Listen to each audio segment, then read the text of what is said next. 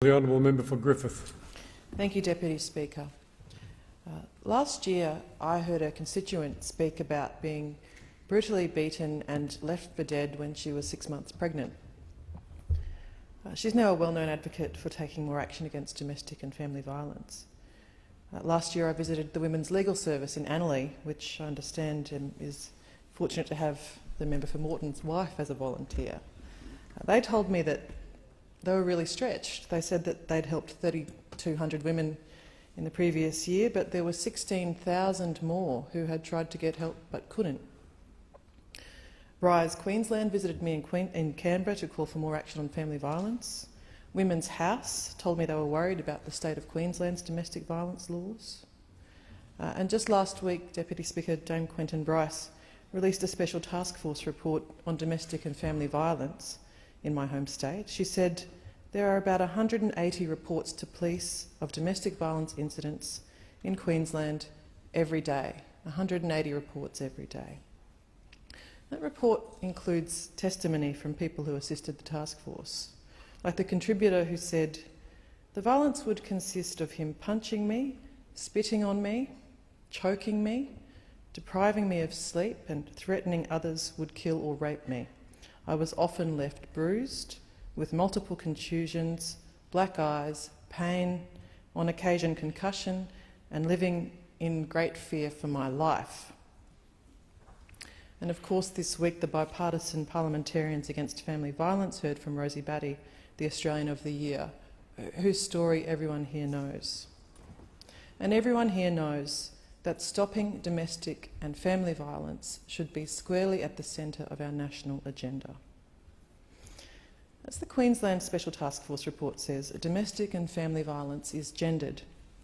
As Bill Shorten has said, there is no clearer symbol of continuing gender inequality than violence against women.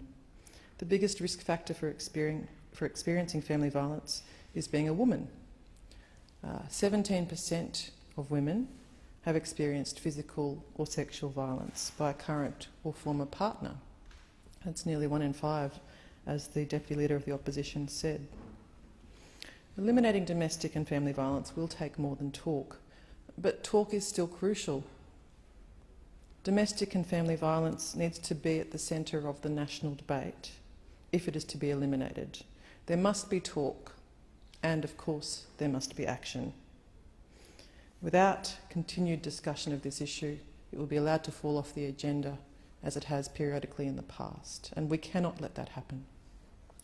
Today, Labor has called on the Prime Minister to hold a national crisis summit on family violence. We know that women need to be able to get legal support and to find somewhere safe to go. We want to make sure they have both of those things. To make that happen, we want the Commonwealth, State and Territory governments to conduct a national crisis summit on violence against women, separate from COAG. All governments must agree to implement urgently coordinated judicial and social services reform. A national crisis summit on violence against women would bring together community, legal services, researchers, experts and advocates. It's the best way for stakeholders to lay down the key policy challenges required and the changes needed for addressing family violence in an open and transparent way. Labor's interim package that we've announced would deliver more than $70 million in targeted funding to ensure those suffering from family violence can access critical services. We'd commit $50 million to frontline legal services, including Aboriginal and Torres Strait Islander legal services, to make sure that women suffering from family violence have appropriate legal support. The aim of this is to ensure, at least, that the women facing court have access to appropriate legal services during what is a very difficult time. We'll also make an initial investment of $15 million in Safe at Home grants to help people affected by family violence stay safe in their own home.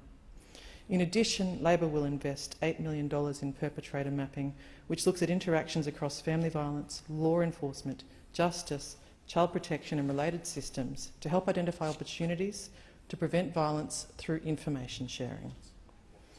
Labor's plan is for a national crisis summit on violence against women and for interim measures. We developed that plan in consultation with experts, academics and advocates like Rosie Batty. Like my colleagues, I urge the Prime Minister to work with Labor as a matter of urgency to convene the summit. If not, we will do it within the first 100 days of a shortened Labor government. This must stop, Deputy Speaker, and we all have an obligation to do our part. Thanks very much.